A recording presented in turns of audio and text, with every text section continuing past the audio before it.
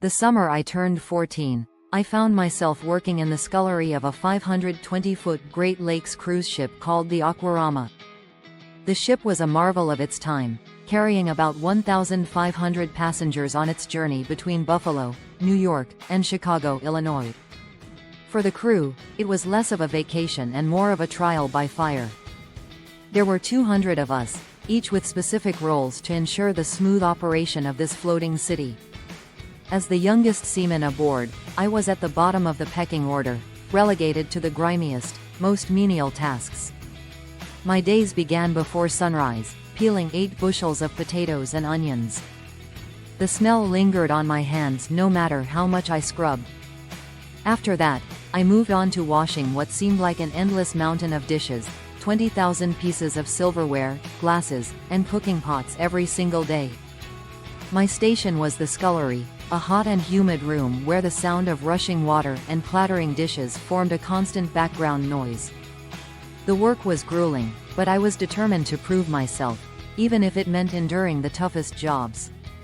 If you're enjoying this story and appreciate content that shares unique life lessons, consider supporting our channel by liking this video and subscribing. Your support helps us create more valuable content just like this. One particularly sweltering day, my duties took me to a task I both dreaded and relished. I had to carry a stack of heavy steel cooking trays from the scullery up to the main galley. These trays were massive, their weight pressing down on my arms like anchors. Adding to the challenge were the ship's infamous hatch doors. These doors were solid steel, each weighing hundreds of pounds. To pass through, I had to pull down an iron handle to release the latch, step through the hatchway while balancing the trays, and then push the door closed behind me without dropping anything. It was a precarious dance, one I had performed many times before but never without trepidation. On this day, I decided to test my limits. With youthful bravado, I piled on an extra tray, determined to set a personal record. The weight was immense, and every step up the narrow steel ladder felt like a victory.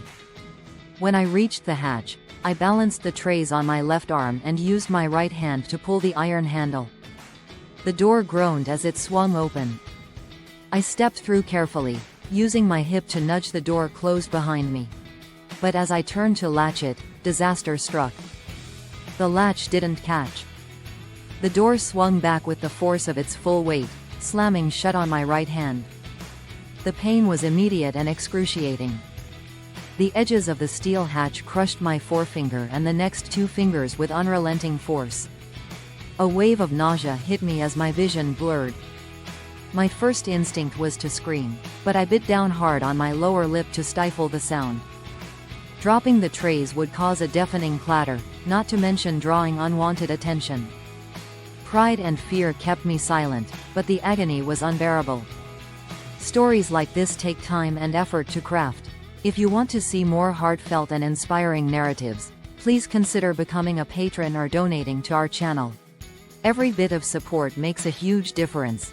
Summoning every ounce of strength, I shifted the weight of the trays onto my bruised left arm. With my free hand, I pried the door open just enough to release my trapped fingers. When I pulled them free, I was horrified by what I saw. My fingers were flattened, swollen, and an angry shade of crimson. The skin was stretched tight, and the tips throbbed with a relentless, searing pain. Miraculously, there was no blood, but the damage was unmistakable. I staggered up the remaining ladder rungs, cradling my injured hand.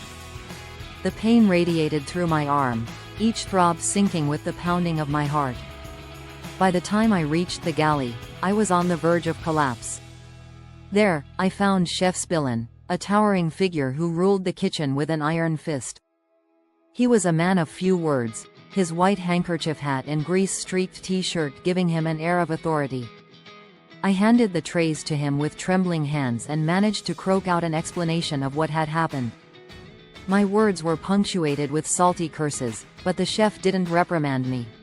Instead, he pointed toward the passenger deck.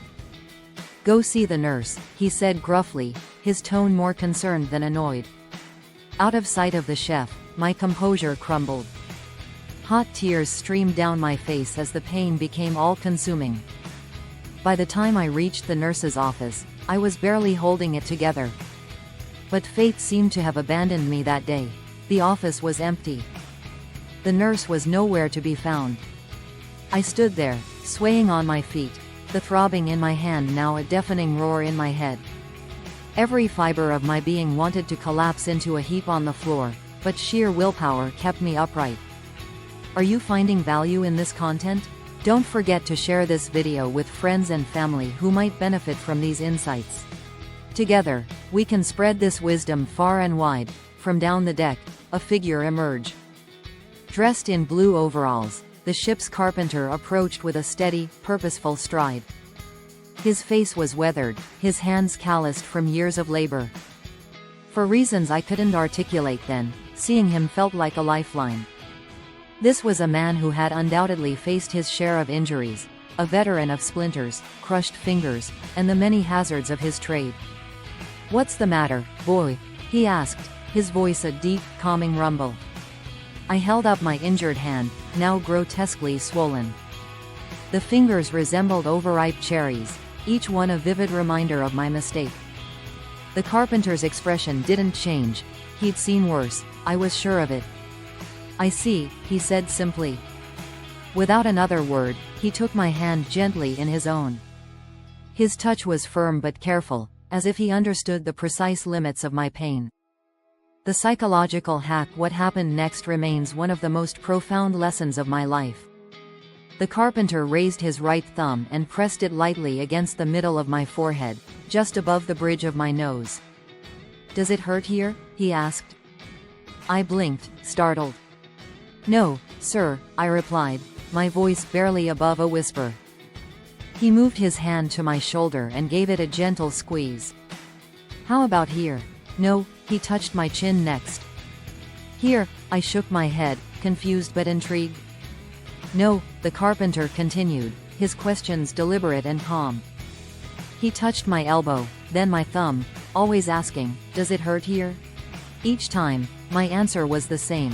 "No." Finally, he placed his thumb on the knuckle just beneath my throbbing forefinger. "How about here?" I hesitated. It was close, but not quite the epicenter of the pain. "Well, no, not really," I admitted. "Just listen," he said, his voice steady.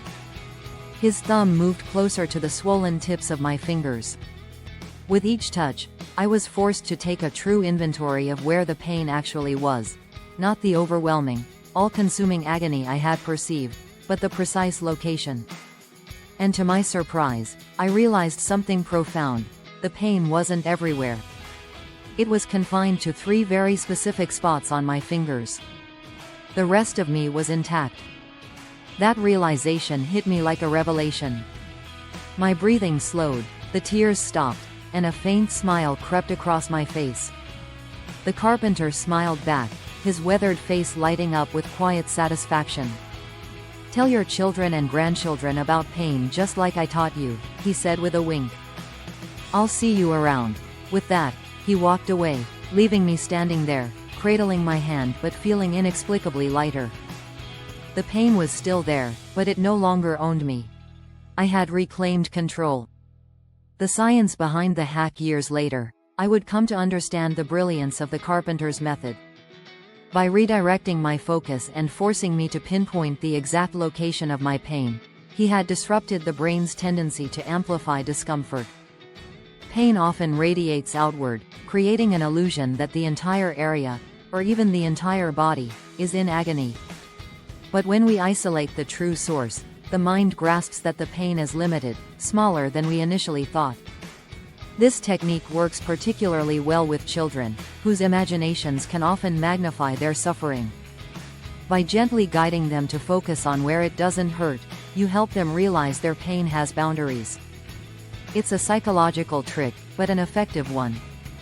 I've used it countless times over the years, on my own children, in hospital settings, and even on myself. The results are remarkable, almost magical in their simplicity. A word of caution if you choose to try this technique: remember, start far from the source of the pain and gradually work your way closer. The person's initial reaction may be confusion or even irritation, but persistence, tempered with gentleness, will yield results. The key is to maintain calm and exude confidence. Once the individual recognizes that their pain has limits, a sense of control and calm often follows. This lesson from the ship's carpenter has stayed with me throughout my life. It's a gift I've passed on to my children, and they, in turn, have shared it with others. In every instance, the effect has been profound. Thank you for staying with us through this journey. If you found this story inspiring or helpful, don't forget to like, subscribe, and hit the notification bell so you never miss an update from our channel. Your support means the world to us.